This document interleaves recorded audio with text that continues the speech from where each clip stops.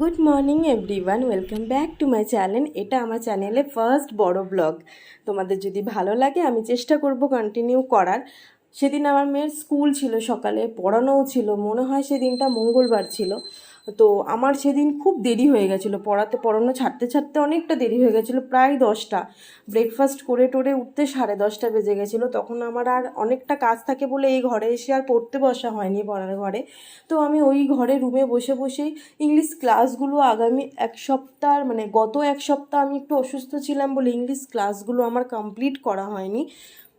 তো আমি সেগুলো কপি করছিলাম, যে না অনলাইন ক্লাসের জিনিস ফেলে রাখলে সেগুলো ফেলে রাখা থাকে, একদম পড়া হয় না, তোলাও হয় না, এতে প্রচণ্ড ক্ষতি হয়। এটা আমি আইসিডিএসের মেন্সের সময় নিজের অনেকটা দোষ ছিল।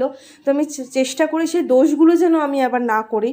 তো সেইভাবে কমপ্লিট করে সারাদিন পড়তে বসিনি। সন্ধ্যাবেলা এসে ইংলিশ পড়েছি। ইংলিশ পড়ার পর দেখছো জিকে নিয়ে বসেছি, জিকে ফিজিক্স প্রত্যেক দিন কনফিউজড। তারপরে ভাবলাম না আমি জিকেই পড়ি, কিন্তু তাও আমি চেষ্টা করি ফিজিক্সটা একটু পড়ার প্রত্যেক দিন। আর্টসের স্টুডেন্ট আমার একটু ফিজিক্স ভয় লাগে, একটু না অনেকই ভয় লাগে যদিও। তাই আমি বলছি না পড়বো, কিন্তু আগে আমি একটু জিকেটা পড়ে নিই। কারণ আমি জিকের স্ট্যাটিকের বিশেষ করে একটা টু ডু লিস্ট করেছিলাম। প্রত্যেকবার কি হয় জানো তো, টু ডু লিস্ট তো করি 80%, 70%, 75%, ইভেন 97%ও কোনো সময় কমপ্লিট করেছি, কিন্তু আমি 100% কমপ্লিট করতে পারি না।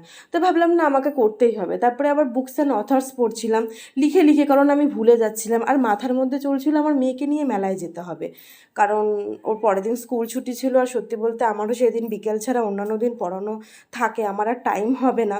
তো আমি ভাবলাম না আগে আমি পড়ে নিই, যতই ওকে মেলায় নিয়ে যাই, কারণ ওকে তাড়াতাড়ি নিই আর দেরিতে নিয়ে যায়। ও ওখান থেকে আসবে দেরি করেই, কারণ একটু থাকো মা এরকম করতে করতে দেরি করেই আসবে।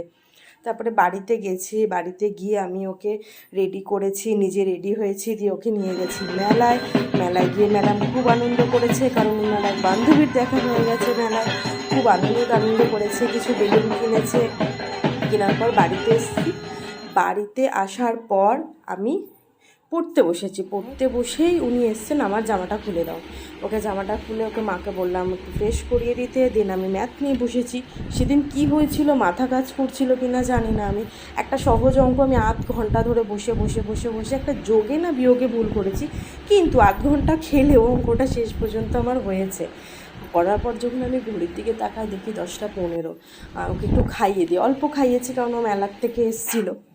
ওকে একটু অল্প খাইয়ে টাইয়ে আমি আবার ম্যাথ করতে বসেছি। ম্যাথ করেছি কিছুটা টাইম, ম্যাথ করে খেয়ে ওকে ঘুম পাড়িয়েছি। তখন প্রায় 12টা। ঘুম পাড়িয়ে ঘুমিয়ে ঘুমিয়ে মানে ফোন নিয়ে, কারণ আমি লাইট জ্বালালে উঠে পড়ে, একটু নিজেও পড়েছি। চলো দেখা হচ্ছে পরের ব্লগে।